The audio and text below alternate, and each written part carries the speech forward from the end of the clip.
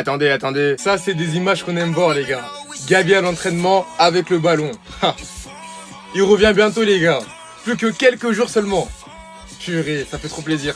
De plus, il y a à peine quelques jours, on apprenait que Hansi Flick et son staff technique s'attendent à ce que Gavi reprenne bientôt l'entraînement avec l'équipe au complet. Il devrait recevoir le feu vert des médecins du club fin février, mais il n'y a pas d'urgence. Et c'est d'ailleurs ce qu'Hansi Flick avait confirmé lui aussi avant le match contre Albacete. Gavi doit y aller étape par étape. Il est calme, il a encore de nombreuses années à jouer, et il est important qu'il soit à 100%. Nous devons prendre soin de lui. Au vu du calendrier du Barça, peut-être qu'il recevra le feu vert pour le match retour contre l'Atlético Madrid en Coupe du Roi. Le match retour aura lieu le 3 mars. Et bien évidemment, à son retour, il va pas forcément enchaîner les minutes. Comme la fois passée, lorsqu'il était revenu, je pense qu'il aura à chaque fois des 10-15 minutes par là, histoire qu'il puisse reprendre le rythme de la compétition petit à petit. Et si potentiellement on a un Barça qui va loin en Ligue des Champions, par exemple en demi-finale comme l'année dernière, je pense qu'à ce moment-là, vu que les demi-finales de LDC auront lieu fin avril, début mai, on pourra compter sur un Gavi. Après, bien évidemment, là je suis en train d'imaginer. Bref, en tout cas, n'hésitez pas à me donner vos avis dans les commentaires, histoire de savoir ce que vous en pensez, et moi je lirai tout ça. Regardez qui est de retour à l'entraînement, les gars. Le petit prince. J'espère que cette fois-ci, c'est la bonne. C'est la dernière ligne droite. On nous a clairement dit que Gavi est proche d'un rétablissement complet. Il devrait obtenir l'autorisation médicale d'ici la fin du mois et reprendre bientôt l'entraînement collectif. Les gars, juste le voir sur le banc, les gars, avec la tenue, ça me ferait plaisir. Juste ça. Parce que ce qu'il a traversé, les gars, c'est trop grave. De base, en pré-saison, on s'était tous dit que c'était bon. Parce qu'il était à un bon niveau, il était l'un des meilleurs joueurs durant la pré-saison. Mais lorsqu'un chirurgien a ouvert son genou, il n'en croyait pas ses yeux. Et à ce qui paraît, Gavi, quand il a appris ça, il s'est effondré parce que personne s'y attendait. Absolument personne. Franchement les gars, c'est compliqué ce qu'il a traversé. Sous Xavi, il a mangé les croisés. Il est revenu en deuxième partie de saison la saison dernière. Il a joué la deuxième partie de saison mais il n'a pas pu prendre vraiment du rythme. Il était de retour à un bon niveau en pré-saison. Et quelques semaines plus tard, il apprend finalement son genou est encore gâté. Psychologiquement les gars, ça a dû être terrible. Mais s'il y a bien un joueur au Barça qui peut surmonter tout ça, on sait tous que c'est Gavi. Et même ses coéquipiers pensent la même chose. Sinon vous les gars, vous en pensez quoi? Ramenez-vous sur Snap Instant, on s'ennuie. Mais qu'est-ce qui se passe à Barcelone? Depuis ce matin, il n'y a que des bonnes nouvelles qui s'enchaînent. Commençons par la première et on laisse la meilleure pour après. Comme vous pouvez le voir les amis, Gavi est de retour à l'entraînement de groupe. Et dans la vidéo, on peut même voir que techniquement parlant, le gars n'a rien perdu. Regardez ce contrôle par exemple, il gère toujours aussi bien ses pieds. Toujours avec le FC Barcelone les amis, petite parenthèse, Laporta n'est plus votre président. Du moins pour l'instant, étant donné que le FC Barcelone est en pleine élection présidentielle. Au moment où je vous parle, Rafa Yuste que vous voyez ici est actuellement le président intérimaire du Barça jusqu'au 30 juin. Et comme il est précisé ici, officiel, Juan Laporta démissionne de son poste de président. Il quitte ses fonctions pour lancer sa campagne de réélection. Rafa Yuste dont je viens de vous parler prendra les rênes en tant que président par intérim du Barça jusqu'au 30 juin. Et la petite mauvaise nouvelle dans cette histoire les amis, c'est que Hansi Flick envisage de démissionner également si Laporta ne remporte pas les prochaines élections. Comme on nous le dit juste en bas, l'actuel entraîneur du FC Barcelone, c'est-à-dire Hansi Flick, a noué un lien spécial avec Laporta et ne veut pas démarrer un nouveau cycle avec un président différent. Donc là, si Laporta n'est pas réélu, vous aurez plus Hansi Flick. Imaginez, il quitte le Barça pour venir au Real Madrid, vu que nous on a un galère de coach. Imaginez, ce serait tellement le divertissement. Et d'ailleurs, en parlant d'entraîneur, l'entraîneur du Nigeria, Eric Shell, a dévoilé aujourd'hui son plus grand rêve. Et voici ce qu'il dit. Je souhaite devenir le premier entraîneur africain à diriger le Real Madrid. Ouais, c'est vraiment son plus grand rêve, je comprends mieux. Parce que là, mon ami, crois-moi, ta petite bouteille d'eau là va pas suffire. En venant au Real, viens avec un fût, c'est mieux. On aura besoin, demande à Arbeloa. On termine les amis avec la deuxième bonne nouvelle pour le FC Barcelone, Rafinha qui donne de ses nouvelles. Comme vous le savez, jeudi, le Barça doit affronter en demi-finale de Coupe du Roi l'Atlético de Madrid. Et Rafinha a tout simplement rassuré les Barcelonais. Il dit, il y a des chances que je sois présent pour affronter l'Atlético de Madrid jeudi. Je me sens bien, mais je dois encore attendre. Donc voilà, normalement, elle sera là contre l'Atlético de Madrid. Alors lui, j'avais presque oublié les frères. Est-ce que vous vous rendez compte du milieu de terrain qu'on va avoir quand Gavi sera de retour? Pedri qui va revenir de blessure.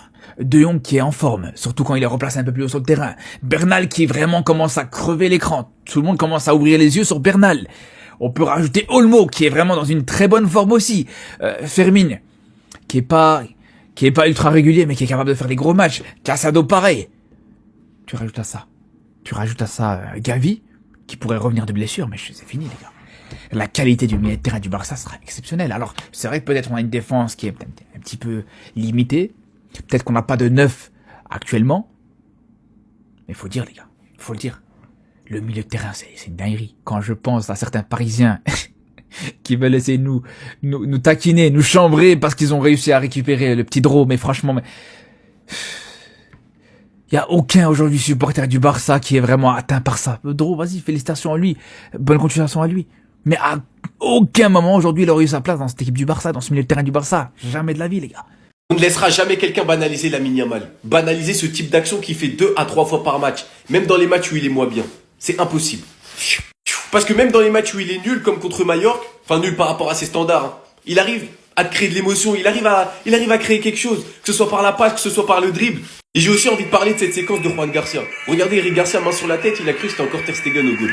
Ce gardien-là, il dégage une sérénité et il a un caractère, parce qu'à un moment, je l'ai vu mettre une soufflante alors qu'on gagnait 2-0.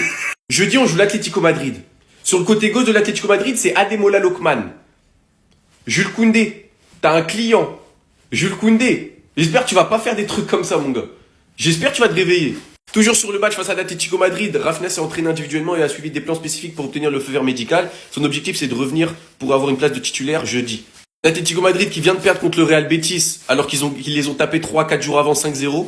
On connaît l'Atlético Madrid, capable du meilleur, du pire. Ma seule crainte, c'est le duo Julian Alvarez, Ademola Lookman. Même si là, j'ai vu quelques photos passer d'Alvarez, il a pas l'air heureux. Il y a du boulot au club. Il y a du boulot au club, Julian. Dites-moi vous en pensez en commentaire, les gars, n'hésitez pas à vous abonner, vous êtes des bons, nous, on avance. Écoutez, il va dire quoi l'arbitre? Il va m'obliger à l'aimer, écoutez, il dit quoi Kamavinga?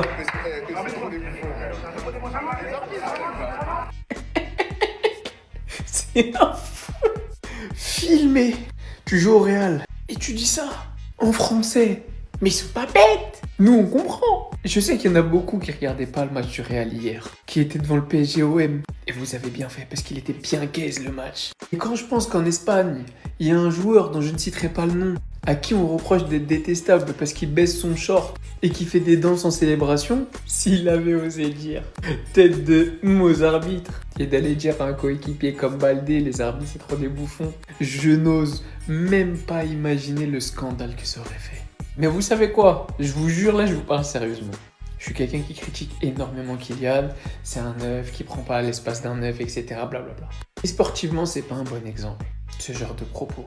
Maintenant voilà, si t'as déjà joué au foot, tu sais qu'il y a l'émotion, il y a tout ce que tu veux, il n'y a pas de souci. Moi je lui en tiens par rigueur. Et je vais même aller plus loin. Ce mec-là, ultra formaté depuis sa jeunesse, en conférence de presse et j'en passe. Bah des moments comme ça, de Kylian, même si ça donne pas le bon exemple, pour moi ça l'humanise. Ça montre que c'est un humain comme nous. Et des fois il pète des plombs. Et en plus, voilà, de toutes les insultes. De toutes les insultes. Il a pas traité dans de fils de ou je sais pas quoi. Non, il a été chercher l'insulte, le gros mot, c'est même pas une insulte, le gros mot, la vulgarité la plus drôle. Parce que si vous suivez les matchs de Liga, en vrai les arbitres, y a pas d'autre mot. C'est des têtes de sgeg. Arbeloa, quand il était joueur au Real Madrid, a déjà reproché lors d'un match à Cristiano Ronaldo de ne pas faire le retour défensif. Et vous pensiez vraiment qu'il ne le fera pas faire à Kylian Mbappé Mobutu?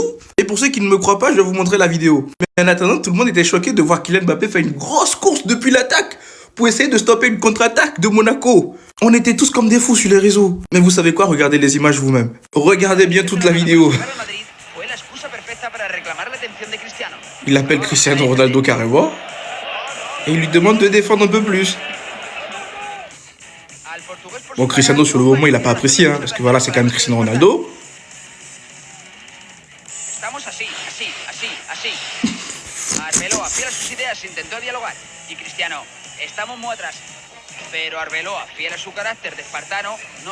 Dites-vous qu'il l'a accompagné jusque dans les vestiaires pour lui en parler. C'est une dinguerie. En fait, Arbeloa, ce qui va être incroyable, c'est que comme il n'a pas eu de carrière d'entraîneur dans un autre club, on ne sait pas réellement ce qu'il vaut. Donc là, ça va être l'occasion pour nous de découvrir sa personnalité et de voir quel type d'entraîneur il pourrait être.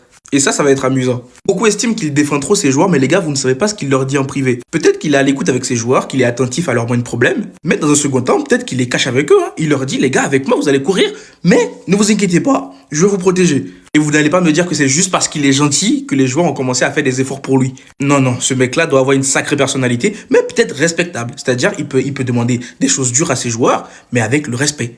Donc soyez pas choqués de son engagement lors du dernier match. Je pense qu'on sera amené à voir de temps en temps ce genre de truc là d'ici la fin de saison. Mais sinon, bref, dites-moi ce que vous en pensez dans les commentaires. Et surtout pour le Real Peu, vous savez ce qu'il vous reste à faire, abonnez-vous. Dans la catégorie je lèche mes joueurs jusqu'à ce que ça leur fasse des chatouilles, j'ai nommé Arbeloa, qui pense que Kylian Mbappé peut dépasser CR7. C'est le meilleur joueur de cette planète et si quelqu'un peut le faire, c'est lui. Mais t'as craqué ou quoi, gros? Aujourd'hui, il fait même pas un gros match alors que Valence, ils sont éteints. Tu me parles de quoi? Encore heureux que vous gagnez contre le 17ème de Liga. Même VisiFoot, l'intelligence artificielle qui prédit ce qui va se passer dans les matchs, malgré votre niveau de jeu atroce, à l'extérieur, il vous donne 64% de victoire. Donc évidemment que vous allez gagner 64% quand on a le niveau de jeu que vous proposez. C'est limite 100%, ça veut dire ils sont tellement nuls en face, plus nuls que vous allez gagner. Voilà, et ceux qui connaissent pas VisiFoot, je vous laisse aller voir sur visifoot.com. Sur tous les matchs, ils ont des analyses qui sont ultra précises. Ils se basent sur toutes les données, toutes les statistiques de chaque équipe. Ils ont la forme, les face-à-face, etc. Ils ont absolument tout. Ils donnent les pourcentages de victoire, ils donnent les scénarios, est-ce que les deux équipes vont marquer, etc. Bref, c'est n'importe quoi tout ce qu'ils ont. Et aujourd'hui, ils ont réussi à mettre Real à 64% à l'extérieur alors qu'ils sont ignobles en ce moment. Donc évidemment qu'ils allaient gagner, mais il faut arrêter de s'enflammer des grands discours d'Arbeloa. Mbappé, il va dépasser CR7 pour des matchs comme ça, sérieux. Mais même Mbappé n'aurait pas osé. Bref, en tout cas, félicitations pour la victoire. Vous revenez à 1 point, mais vous serez jamais champion. En jouant comme ça, vous serez pas champion. Et Arbeloa, on sait que tu veux saucer tes joueurs, etc. Mais dose un petit peu. Parce que là, ça devient inadmissible ce que tu proposes.